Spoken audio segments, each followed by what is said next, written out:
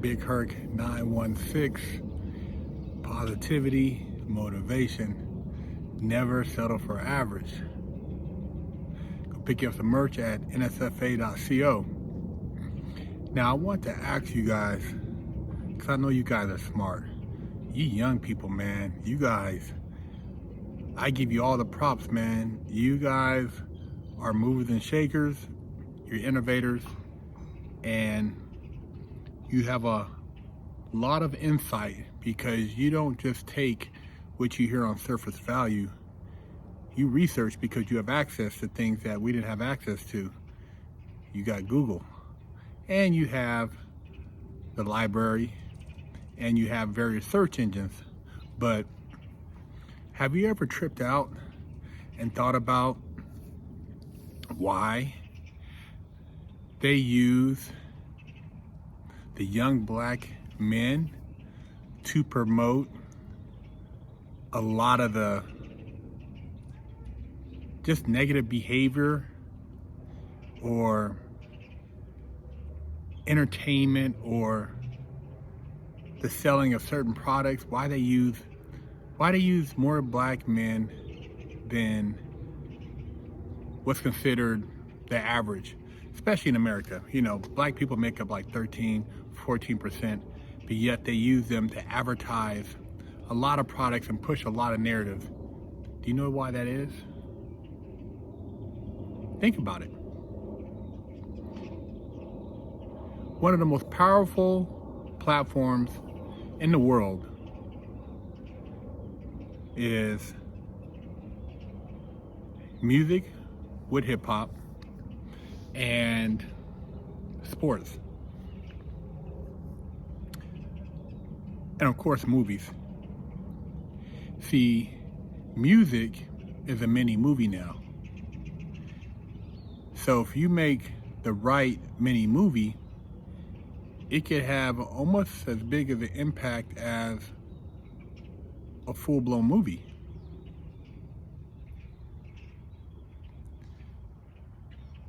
There's a lot of movies out there with violence, you know, killing and what have you, in every genre. You know, they'll have gangster movies and Japanese and German and Russian and you know, Spanish. You know, they have all this stuff, right? But in American hip hop, there's one demographic that's prominent with the acts of violence. And it didn't start out that way. It started off very just wordplay, slick talk, funny verbiage, consciousness, you know, a lot of things of that nature. But then it flipped.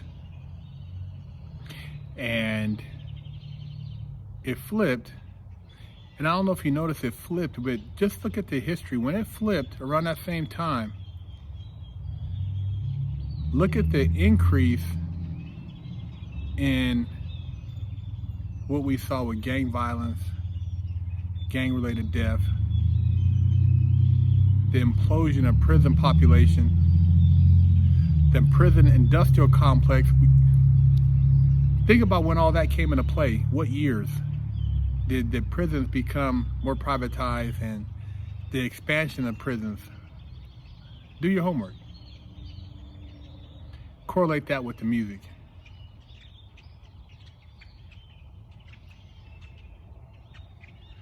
I always said, man, they can't make a commercial for prison.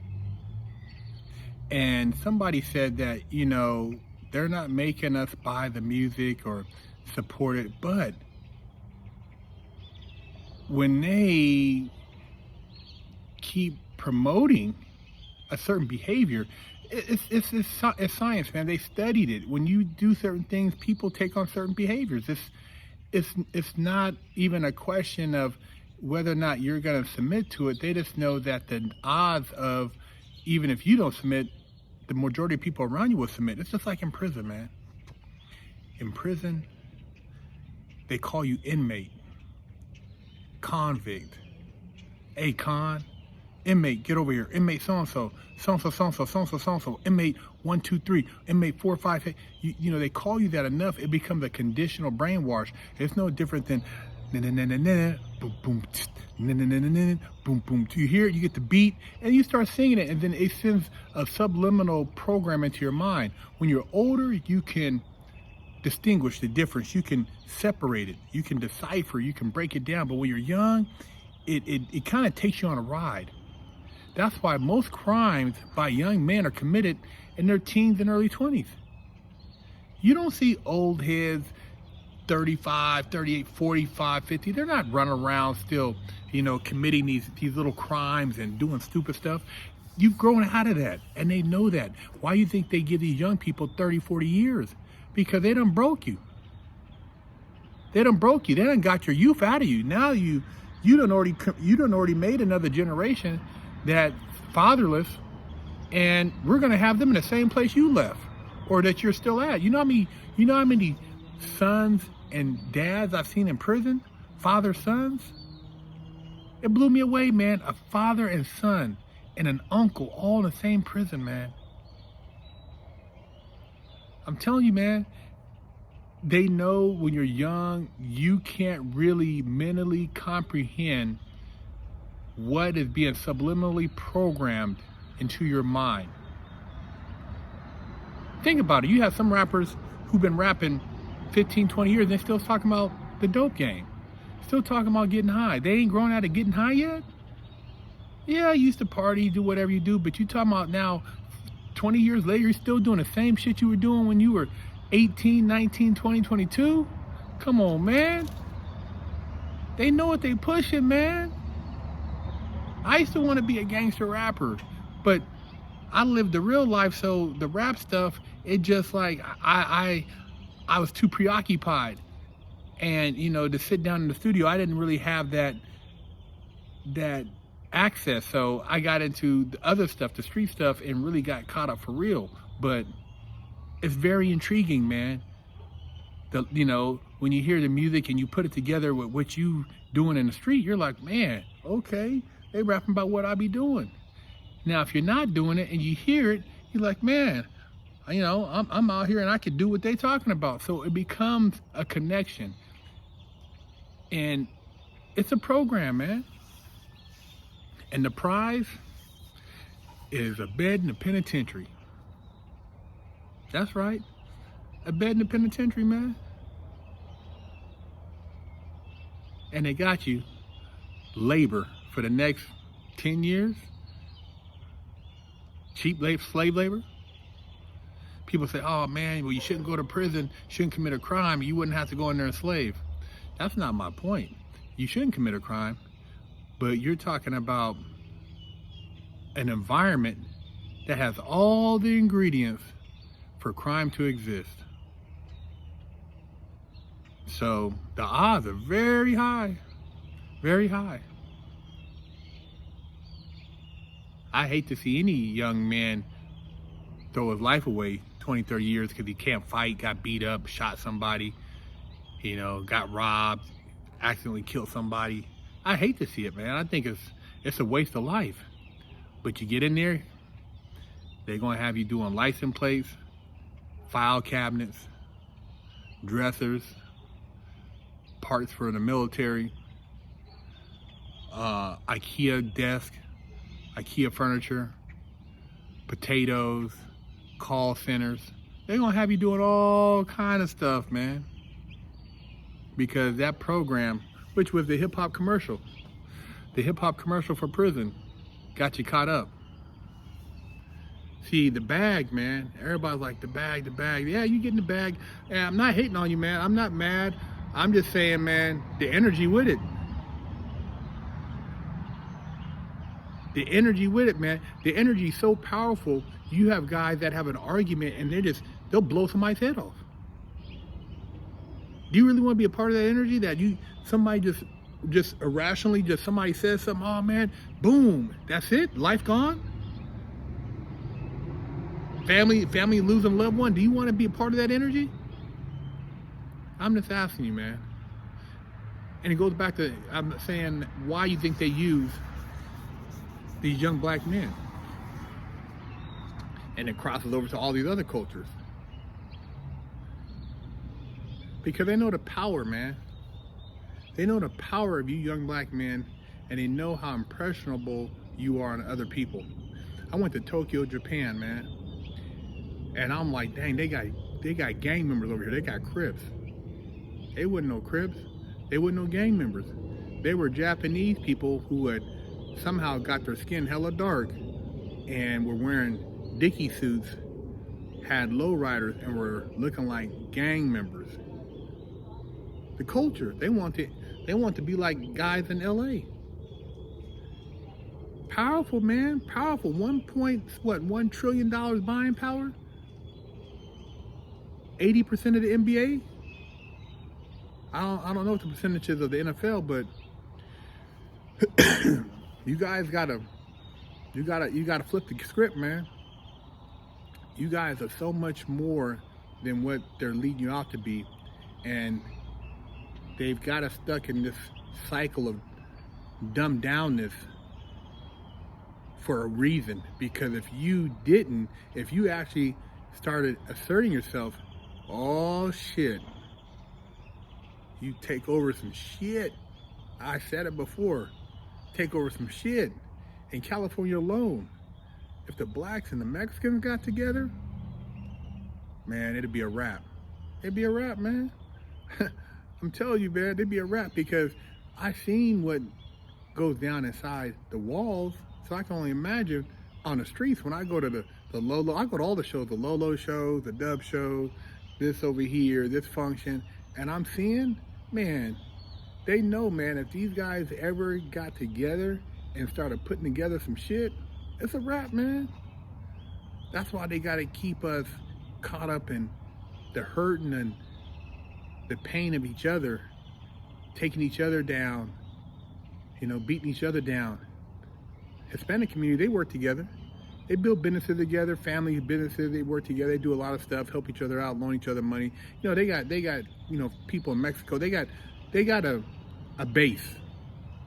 You go right down south, you got a base across the border. We don't have that. Our base, we don't even know what the hell a base is, man.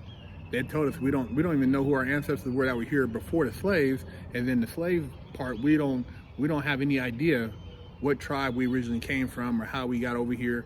So it's just a bunch of messed up stuff they done covered up that they don't want us to know about, so we have no direction. So we're forever discombobulated, just confused and not having any direction. So they try to give us hip hop, they try to give us, these other little accolades, sports and stuff, so that, we have something to keep us busy and then have everybody else watch it and be entertained. But God forbid that you guys have a voice, that you guys actually can say something intelligent, which I've heard a lot of brothers intelligent, man, just beyond. I've seen some dudes in prison that are so smart that if they ever got a chance to get out and they were to be a politician or somebody in the community, man, it'd be game over. Black and Mexican. I talked to a lot of cats up in there, from guys from DC, Baltimore, Florida, dudes from Chicago. I've talked to dudes all over. I got to socialize with a lot of people because I did a lot of legal work, so I was able to cross a lot of boundaries, man. But just think, man, the influence, the fan base, the power behind what you project. You see it, walk in the room, somebody look, oh man, let a big brother walk into the room. Oh man, this dude, man, I hope he don't start acting a fool. They get scared to death. People get scared to death, man. Walking around, you're a walking legend. Don't even know it. But you're not using your legend status, man. Not just in the physical aspect, I'm talking about the intellectual, man. We come together, put together some think tanks, man. It's a wrap. It's a wrap, bro. I had a cold think tank in prison. Me, my Mexican partner, my Belizean partner, my Korean partner, my white partner, my biracial partner, blood, a Moor, a Crip. Had all type of dudes, man. It was cold, man. They used to trip out like, man, what are you guys in the library talking about? Scared to death, like, man, these dudes are always filing paperwork. Telling you, man, that paperwork, that pen, that knowledge, that dictionary, game changer. You know what the scariest thing is for these people, man? To see you standing up, articulating, and you bust out a little black law. Start breaking down some shit. That you say something, and the way you say it, it sends chills up their spine because you spoke it so well and you knew exactly what you were talking about. That's what they don't expect. I'm just lacing you guys up, man. I like to see you win, man. I like to see you win, and I know the talent that the hood produces. I've been around some dudes, I'm telling you, very talented. Not just, like I said, in athletics, not just in being gangsters. I'm talking about conversation, philosophy, intellect, and just understanding of the world, man. Some of the stuff dudes broke down to me, I'm like, man, my brain felt like it was gonna explode. So just think about it, man. Why they use you to promote all these different things, but yet if you have an opinion, they tell you to keep your mouth shut. Only what they want you to say. Empower them with you guys, man. I'm just saying. See that sun setting back there? It's that Arizona sunset, man. Hey, let's all win. Never settle for average. Big Herc 916, man.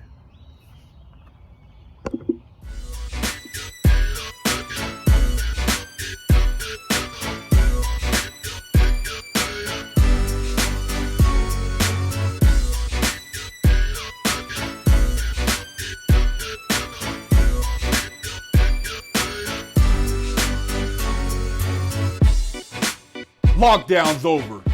Get your yard time in. Exclusively at FreshOutSeries.com. Hello, I'm Big Herc 916.